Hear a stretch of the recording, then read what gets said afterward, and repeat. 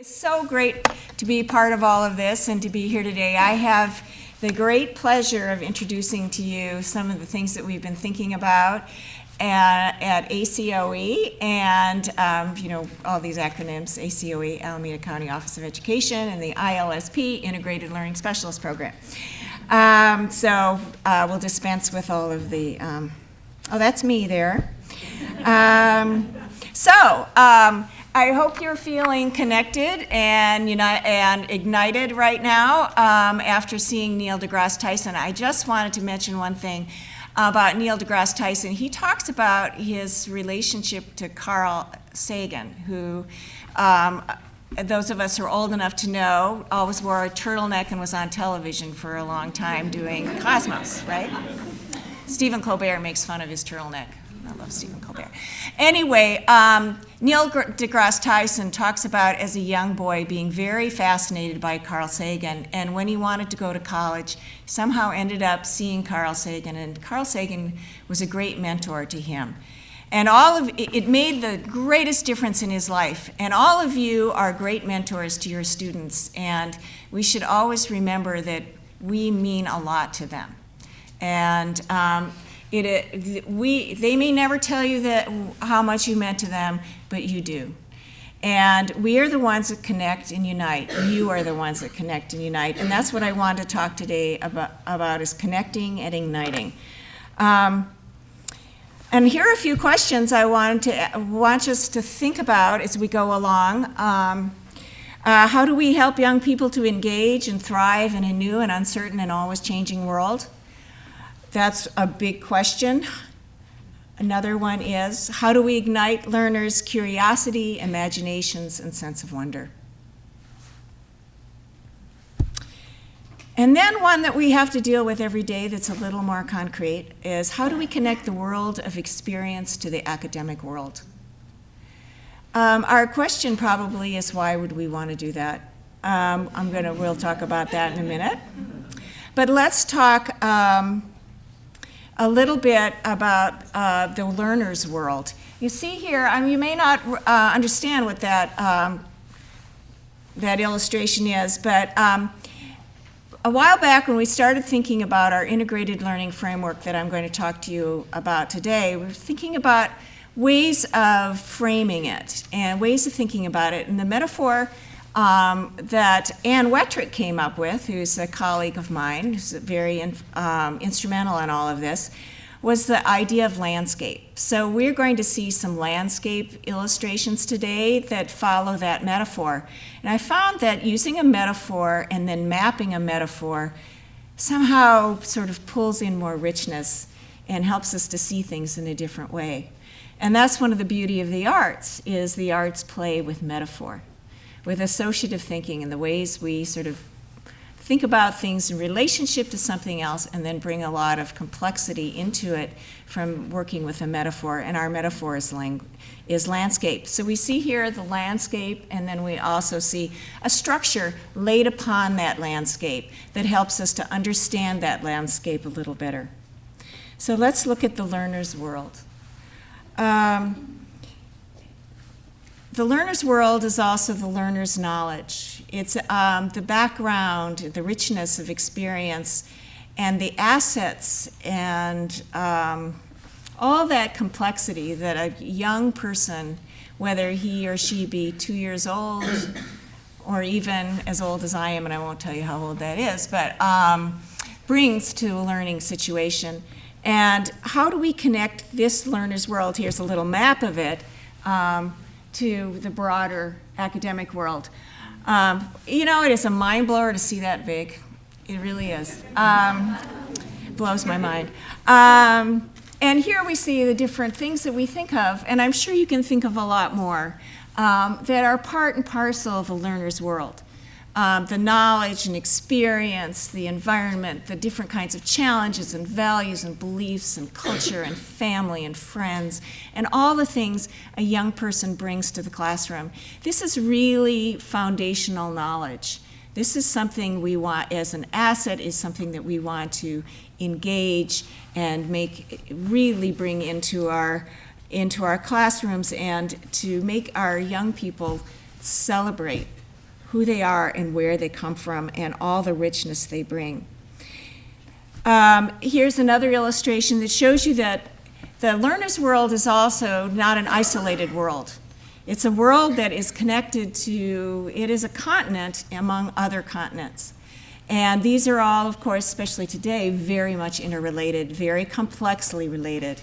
And how do we connect this to the school world? That's our challenge. And why do we do it? Well, here's just some thoughts. We want to expand the learner's world. We want to take what they already know and pull in more and connect it up. We want to place the learner's world within the broader world. We want the child or the young person to see how they connect up to other people in places as far away as, say, India or Ethiopia or the Arctic or the Antarctic or wherever, Japan, China. But we also want them to see that their world has been analyzed and thought of, things that they think about, by other people. And they've brought a certain kind of structure to it and a certain kind of understanding, and they want to share that understanding with them. So we see here how some of these things that are on the child side will fit in with math, science, social studies, and language arts, some of the things that we are teaching about in school, and the natural sciences. We also want to impart the skills, knowledge, and dispositions young people will need to engage and thrive in an always changing ecosystem. And these are things like understanding things complexly and understanding the complexity of things, and also being able to act flexibly, to think flexibly, to adapt and respond. And there they are. Understand complexity, complexly, think and act flexibly, and approach the world creatively. So,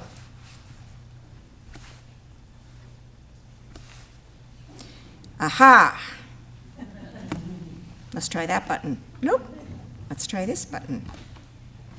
Button. Pause. Oh, it's a spinning wheel. We've got the spiral of death here. When in doubt, have your technology mess up on you. Yes. Oh, good, great. Okay, so at the ACO, the ILSP, ACOE, all those acronyms and stuff, we've been working on something called the Integrated Learning Framework. And you see this word down here, simplexity? It's such a beautiful word. Completely made up. And I got it from a guy named Michael Fulan. I guess that's how you pronounce his name. And I bet you can kind of guess what it means. It means to take something that is really, really, really complex and kind of distill it down to something simple and understandable that you can build back up to the complexity that you nest within it. So we not wanted to come up with something simple that you could hang all the complexity of your practice on, and that would help you that helps us all to sort of get into sort of a door open to all the complex things that we do. So here's some just sort of thinking of, these are Mandelbrot, from Benoit Mandelbrot, the man who came up with fractal geometry, some of his drawings for complex systems, hanging on a very simple framework. We also like to think of our framework as a play structure. It's not something that should inhibit anybody, but it should give them kind of a structure in which they can bounce around and play and try things out, go outside, come back in, but still have something on which to work. So we think of it in terms of play. So that's why we're going to play with this computer. Oh my goodness. Don't you love it when this doesn't happen at home? No, it doesn't happen during rehearsals either. It doesn't happen during rehearsals either. We went through this earlier and it didn't happen before. I think it has a set of nerves, case of nerves. Aha, okay, great, thank you. Caitlin, you're great. Do you want to just stay up here? So we like to think of our integrated learning jungle gym. This is where a thing to play on. And notice that it's got a lot of parts. And you don't have to remember these parts, but just so you know that it has a lot of structure underneath it and foundation in things such as culturally responsive education, critical pedagogy, teaching for understanding framework, integrative education. These are all words you don't need to remember, but just so you know that we're thinking about some of the things that go into it. At the core of all of this, we're going to have three or four little parts to this, so I'll just take you through these parts. The first part is this notion of creative inquiry. Now, creative inquiry is really at the heart of all of this. The kinds of things that we want to have our students explore are done in creative ways based in the arts, at least magnified in the arts. But but it's also really important that we think of creative inquiry as being beyond the arts. You can see there's a little path going through the landscape here from a question mark and following a theme and then going to all these different areas in the curriculum. So creative inquiry pokes at all these different places and pulls these things in. It's like taking a really good idea and following it from one place to another. And what does creative inquiry do?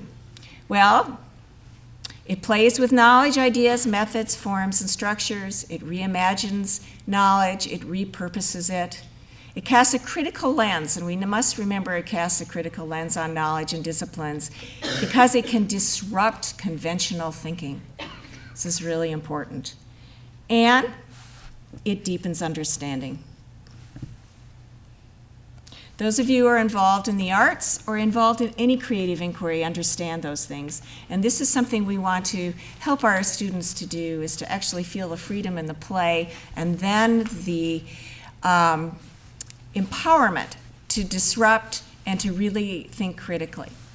Creative inquiry for integrated learning is not just about the arts, but it uses the inquiry methods and tools, forms from all the disciplines, including the arts. So we want to bring in all that creative energy and those methods from science, social sciences, from math and language arts as well. It is exploring the world through the lens of arts and all creative inquiry. So what are we looking at? We're looking at lots of different kinds of knowledge, actually three. We kind of distilled it down to three. The bottom one is foundational knowledge. And you can see there are two pillars, and I want to thank Susan Wolf because she suggested these be earthquake-proof and flexible foundations. And she's right, so I tried to make that look that way. One is the learner's knowledge, and then the other one is the disciplinary knowledges that we have in the academics. The second one up is integrated knowledge. This is where we put it together and we make sense of it. And the third one is the new knowledge that springs from that. Now let's look at this. Foundational knowledge, learner's life knowledge, and academic knowledge coming together, integrated, to make connections, to see the systems underneath it, to see the important ideas and to make meaning, to find what's important and how things connect up. Then we have new knowledge. This is really important. One thing we may forget in our schools is that kids are making new knowledge every day. And that's what it's all about. It may be their personal knowledge. It may have been made by someone else before, but it's new to them. And we want to instill the idea in them that they are here in this world to make new knowledge, to take what's foundational, to make meaning out of it, to make new knowledge. And these are inventions and projections and visions of their own. And they can contribute to the world. Now, it may look like this is very hierarchical, but it's not. Because foundational knowledge, it leads to integrated knowledge, leads to new knowledge, and around again in the circle. Every time you make new knowledge, you're constructing a new foundation for the next go-around. So they're very interactive and they're very cyclical. Notice we're walking through the landscape. That's our metaphor. The third one I wanted to tell you about for our framework is this idea of the deep understanding of knowledge, of understanding the disciplines according to what we call the 4 dimensions. And every discipline has 4 dimensions. Its purposes, see that's in the middle. This is the core of the earth. Supposedly that's our metaphor. The core is the purpose. Why are we doing it? What are the big ideas? Why is this important? The second one out is the methods. How do we use? How do we get our purposes across? How do we make knowledge? And we put that second from the outside because a lot of the methods that are used in the arts are also used in English language arts, are used in the sciences and the social sciences. So these methods are very common. They just have a little bitty difference between them often. The third one out is knowledge. We're getting less the same, but we all are looking to understand. And we're constructing knowledge through all of these disciplines. And the fourth one out is the forms. They're quite different. Paintings are different from formulas. Sculptures are different from poetry. Sometimes, most times. But they're all a little different. And these are ways we represent knowledge, and we represent it in different ways through different disciplines. Following our metaphor here, you can look at it this way. It's maybe a little clearer for you, is your purposes are the bedrock. Your methods are the next layer up. Your knowledge is what you construct from there, and your forms are the things on the top that are the most evident. Those are the things that you see and how it's represented.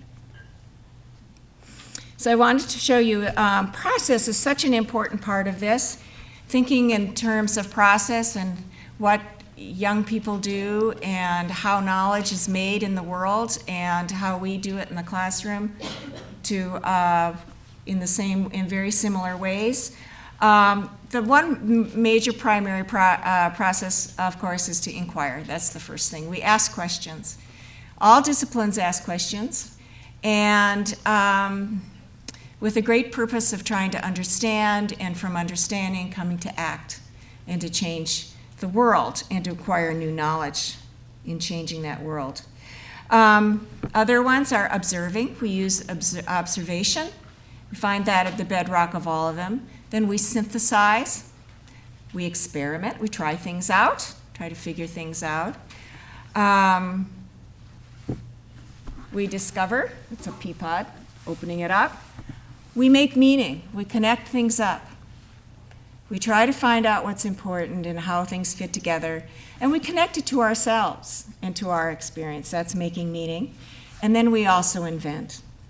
So I wanted to show you one example of this happening in our schools. This is from the Creative Arts Charter School in San Francisco, and Ann Lido Lane. I don't know, Ann, are you here? Maybe she's not. Ann is a star, and she's doing some wonderful things at the Creative Arts Charter School. She's head of their arts there, and she's doing a lot of integration. She took her students to Muir Woods for a science art field trip. And the young people, these are third graders, and they have little research workbooks to follow their inquiry. They're doing creative arts inquiry. And we start with mapping what they see and what they already know, and then what they're learning in their science class. So this is their foundational knowledge to make it visible. Don't you just love it? I just love kids' work. Yeah. So this is what they're seeing in the woods and what they're bringing. So this is sort of the foundational knowledge. They're inquiring, observing, and discovering, making their observations visible. They're doing some more observing, and they're doing some synthesizing.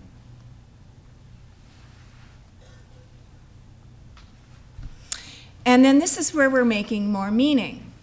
And I'll explain this to you. Down here on the, never know my right from my left, right side is a Simon Evans art piece where he chronicled his life for 14 years using the metaphor of the rings of the trees. You know how when you see the rings of the trees, when they cut the tree down, which is terrible, you can see the rings of the years that go by in the years, chronicle in the years. So each of the children made a list of things they did, one thing for each year of their young lives. They're 8 years old. And then they made the tree rings and they put those on the tree. So they struck up a connection with trees. But they also came up with the idea of mapping out their lives and seeing it visibly according to this sort of wonderful expanding circle in their lives. This last part, I want to talk to you a little bit about our integrated learning landscape and our habits of mind. This is the landscape. You'll see this in your program. It's in your program. And this is each part of the landscape has a little habit, and they are chronicled here. So in coming up with the integrated learning framework, we wanted to come up with, back to the idea of simplicity, something really simple that is very complex and can help to sort of frame the work that we do in our classrooms. So the integrated learning habits are understand academic knowledge and disciplines, and that is thinking very complexly about them and deeply about their purposes, their methods, the knowledge they produce, and also the forms that they use. And using all of those in our classrooms when we integrate the arts. And understand, this is really important, understanding the big ideas about them, but also understanding in the academic knowledge and disciplines that knowledge is always changing, it's always being constructed, it's always being questioned. And young people can bring something to that knowledge, they can add to that knowledge. It's not a dead thing, it's not something that's set and will never change. So we need to understand that knowledge and the disciplines as being ways that we construct knowledge.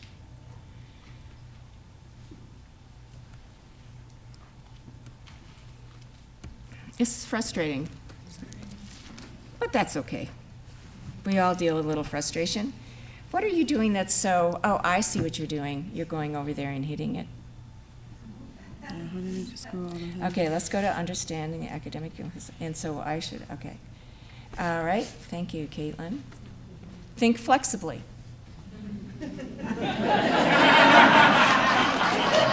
Hooray for Caitlin, she's thinking flexibly. Whew. I love it when it works out that way. Okay. So this is about experimenting and responding to what you find, changing course when necessary, applying knowledge and ideas in many ways. Be curious, open, and resilient. That one's pretty self-explanatory. One of the things I love about Neil deGrasse Tyson is the whole story about being very curious and having that curiosity inflamed by a mentor, by teachers. And then being open and resilient. You know, it doesn't always work. You know, your curiosity is wonderful, and it's great, and we need to nurture it, but we also need to be able to follow it. And it takes a lot of being open to new things, and it also takes being resilient, because it's not always easy. Being metacognitive. Understand your thinking, understand how you understand things and your processes, and taking control of them as much as you can. A lot of what we think about in creative inquiry is being very aware of that. And we use these research workbooks, these little chronicles of learning and making learning visible, where we write everything down, as you can see from the Creative Arts Charter School. We draw, we write, we think, we put them in our books so that we can be metacognitive and we can really be thoughtful about how we're thinking. To develop care, to connect to other people, to develop care about our environment, about ourselves, about the people we love and the people we don't know, and the people we don't understand, people we would like to understand. To develop reasons and purposes. To work and learn independently. This is important because we want our young people to feel that they can think independently and to be able to take control and be able to feel that they can do something. And that takes a certain amount of independence. But it's also really important to work collaboratively and interdependently, to understand that we're all in it together and that we have so much to learn from each other. This is why we have classrooms, is so that we can have that wonderful buzz that goes between people as we get inspired by each other. And interdependently, so that we can work together to build a better world and to learn together.